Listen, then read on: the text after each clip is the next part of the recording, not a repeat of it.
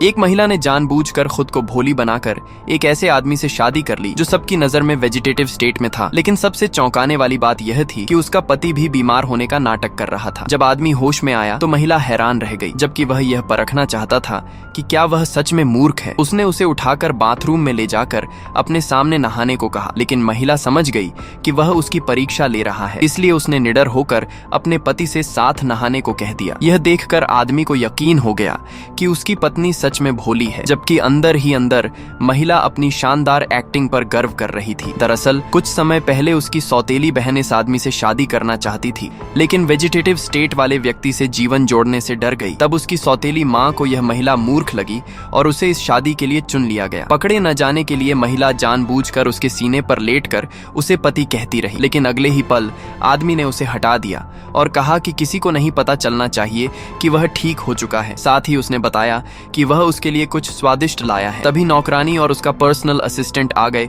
और महिला की भोलेपन की परीक्षा लेने के लिए असिस्टेंट ने फर्श पर टॉफी फेंक दी। ये देखकर आदमी गुस्से में आ गया और असिस्टेंट को दूसरों का अपमान करने के लिए डांटा, जिस पर असिस्टेंट को माफी मांगनी पड़ी। बाद में असिस्टेंट ने कहा कि महिला को जल्द ही उसके मायके ले जाया जाएगा।